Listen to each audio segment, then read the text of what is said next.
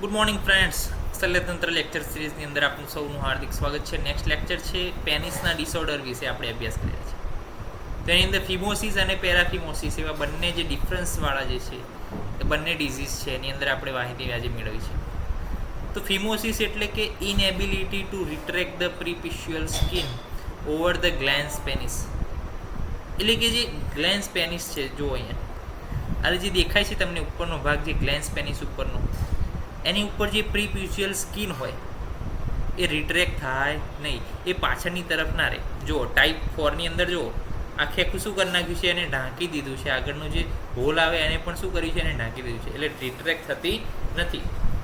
એ skin જેટલા પ્રમાણમાં રિટ્રેક્ટ થયું, જો આ નોર્મલ વસ્તુ છે, નોર્મલ વસ્તુમાં ક્યાં સુધી રિટ્રેક્ટ છે, તો કે જ્યાં સુધી ગ્લાન્સ પેનિસ પતે ત્યાં સુધી રિટ્રેક્ટ હોવું જોઈએ. પરંતુ રિટ્રેક્ટ થવામાં શું થાય છે, ઇનએબિલિટી થાય છે, ત્યારે એને શું કહેવાય છે, ફિમોસિસ કહેવાય છે. તો inability to retract preputial skin over the glans penis. Okay, હવે આપણે વાત કરીએ છીએ પેરાફિમોસિસ વિશે. તો inability to place back the retracted preputial skin over the glans penis. જો આની અંદર શું થાય છે, તો કે આની અંદર જે છે ફોર સ્કિન જે છે રિટ્રેક્ટેડ જ રહે છે. પછી હવે આની અંદર ગ્લેન્સ પેનિસથી પણ આગળ જે છે સ્કિન જે છે રિટ્રેક્ટેડ રહે છે, ઊંધું પેલા કરતાં.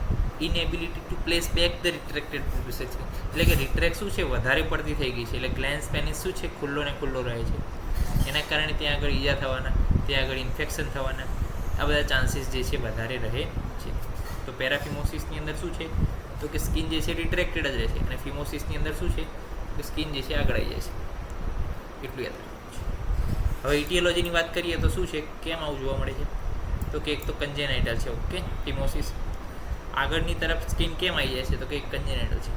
એક્વાયર્ડ કેમ કીધું છે, જો ઇન્ફ્લામેશન થાય, જ્યારે બેલેન્થાઇટિસ, પ્રોસ્થાઇટિસ અથવા બેલેનોપોસ્થાઇટિસ, આ ત્રણ વસ્તુ શું છે, inflammation of the preputial skin જે છે, આ બેલેન્થાઇટિસ, પ્રોસ્થાઇટિસ અને બેલેનોપોસ્થાઇટિસ, એ પ્રીપિશ્યુઅલ જે સ્કિન છે એનું ઇન્ફ્લામેશન થાય, અથવા ત્યાં કોઈ ઈજા થાય, અથવા ત્યાં કોઈ કાર્સિનોમેટસ ચેન્જીસ આવે ઓફ ધ પેનિસ, નિયોપ્લાસ્ટિક ચેન્જીસ, તો જે છે આની અંદર ફિમોસિસ થવાની શક્યતાઓ રહેલી છે. પેરાફિમોસિસની શક્યતાઓ ક્યારે રહેલી છે, એના કોઝ શું છે, તો કે સેક્સ કરીએ ત્યારબાદ જે છે, સેક્સ કરીએ એટલે શું થાય છે, તો કે જે સ્કિન જે છે રિટ્રેક્ટ થાય છે. હવે રિટ્રેક્ટ તો થઈ, પરંતુ પાછી જે છે રિટ્રેક્ટ જે ફરીથી પાછી આવવાની હોય એ પાછી આવે નહીં, તો શું થાય, પેરાફિમોસિસ થાય. બીજું કે પ્રોફેશનલ કોઝ ડ્યુરિંગ ધ કેથેટરાઇઝેશન, જ્યારે કેથેટરાઇઝેશન આપણે જ્યારે પેનિસની અંદર કરીએ ત્યારે શું થાય, સ્કિન થોડી પાછી આપણે ધકેલવી પડે ગ્લેન્સ પેનિસની ઉપરની તરફ. હવે જ્યારે કેથેટર આપણે બહાર કાઢી દીધું, પરંતુ સ્કિન પાછી આવી નહીં, સ્કિન ત્યાં ને ત્યાં રહી ગઈ, તો એ શું થઈ જશે, પેરાફિમોસિસ થઈ જશે. ગ્લેન્સ પેનિસ જે છે બહારની તરફ ખુલ્લો રહેશે. અને ત્રીજી વસ્તુ છે ટ્રોમા. જો ટ્રોમા થાય તો પણ જે છે ડાયરેક્ટ ફોર્સફુલ ટ્રોમા થાય, જે છે સ્કિન જે છે પાછળ જતી રહેશે અને ગ્લેન્સ પેનિસ જે છે બહાર રહેશે. આ ત્રણ જે છે કોઝ છે પેરાફિમોસિસના છે, અને આ બાદના જે બે કોઝ છે કન્જેનાઇટલ અને એક્વાયર્ડ, એ જે છે શેના કોઝ છે, ફિમોસિસના કોઝ છે. હવે લક્ષણો કેવા જોવા મળે છે, જો ચામડી જો આગળની તરફ આવી જાય તો શું થાય, જો ચામડી જે છે આગળની તરફ આવી જાય તો શું થાય, ઇનએબિલિટી ટુ રિટ્રેક્ટ ધ પ્રીપિયસ, એટલે કે સ્કિન જે છે પાછળ જઈ શકશે નહીં. બીજું કે મૂત્ર નિકાલમાં તકલીફ થશે. કેમ, તો કે આગળનો જે હોલ હતો પેનિસનો એ શું થશે, ઢંકાઈ જશે સ્કિનથી, તો મૂત્ર નિકાલમાં તકલીફ થશે. બીજું કે દુખાવો પણ થશે, અને સ્ત્રાવ પણ કેટલીક વાર જોવા મળે છે. અને કેવો સ્ત્રાવ હોય છે, પ્યુરુલન્ટ, એટલે કે પસવાળો જે છે સ્ત્રાવ જોવા મળે છે. હવે પેરાફિમોસિસની અંદર શું થાય, તો inability to place back the skin, એટલે સ્કિન જે પાછળની તરફ આવી રહ્યું, સ્કિન જે પાછળની તરફ જઈ છે એ પાછી આવી શકતી નથી ગ્લેન્સ પેનિસ ઉપર જેટલી આવી જોઈએ એટલી. પ્લસ ત્યાં આગળ સોજો આવે છે, દુખાવો થાય છે. મૂત્ર જે છે, પેશાબ શું છે, નોર્મલ છે, આની અંદર મૂત્ર નિકાલમાં તકલીફ છે. આ જે ડોટ કર્યા છે ને એ ડિફરન્સના મુદ્દા છે. જો ઇનએબિલિટી ટુ રિટ્રેક્ટ પ્રીપિયસ, આ બાજુ inability to place back the prepuce skin. આ બાજુ મૂત્ર નિકાલમાં તકલીફ પડે ફિમોસિસમાં, કારણ કે ચામડી આગળ છે. આ બાજુ મૂત્ર નિકાલ નોર્મલ છે, આ બાજુ જે છે સ્ત્રાવ થાય છે, આ બાજુ સ્ત્રાવ થતો નથી, આ બાજુ સોજો છે, આ બાજુ સોજો નથી. તો એ રીતના જે છે ડિફરન્સના મુદ્દા ઉપર શું કર્યું છે, આપણે ડોટ કરેલા છે. તો શું તમને તફાવત પૂછાય તો ડાયરેક્ટ તમે લખી શકો. ટ્રીટમેન્ટની વાત કરીએ તો સ્ટીરોઇડની ક્રીમ આવે છે, લગાવવાની કહે છે.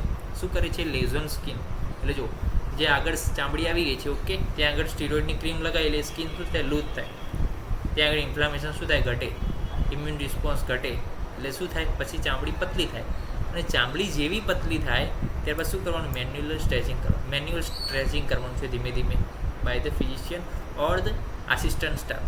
બાય ધ મેન્યુઅલ સ્ટ્રેચિંગ કરવાનું છે કે મેન્યુઅલ સ્ટ્રેચિંગ જેવું કરશું એવું સ્કિન જે છે પાછી એની જગ્યાએ આવી જશે. અને એક સર્જરી છે સર્કમસિઝન, એના વિશે આપણે ડિટેલની અંદર અભ્યાસ કરીશું.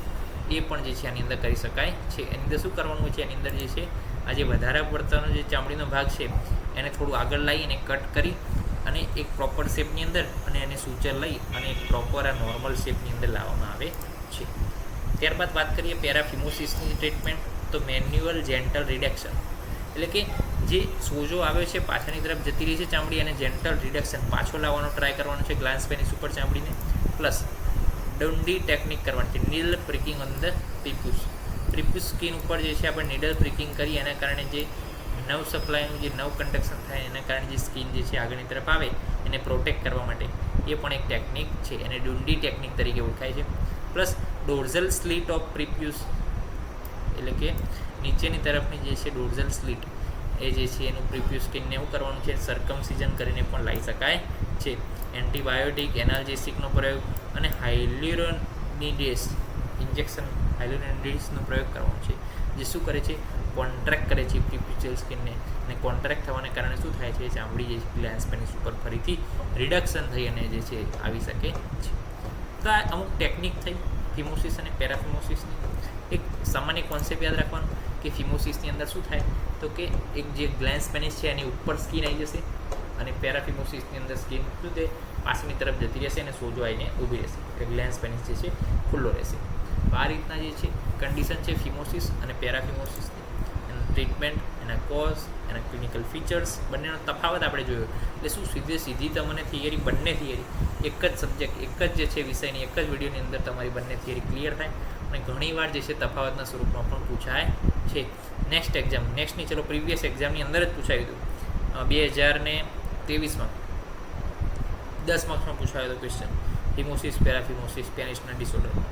તો એ બહુ મહત્ત્વની વસ્તુ થઈ રહી છે ત્યારે કે આપણે એક તફાવતના સ્વરૂપમાં તૈયારી કરી હોય તો એ તફાવત લખવામાં આપણને બીજા કરતાં શું છે સરળતા રહે. તો એ રીતના આપણે તૈયારી કરી છે. તો નેક્સ્ટ લેક્ચરની અંદર નવા ટોપિક સાથે નવી વાત સાથે મળીશું. ત્યાં સુધી રજા આપશો. જય હિન્દ, જય ભારત, જય તેમ.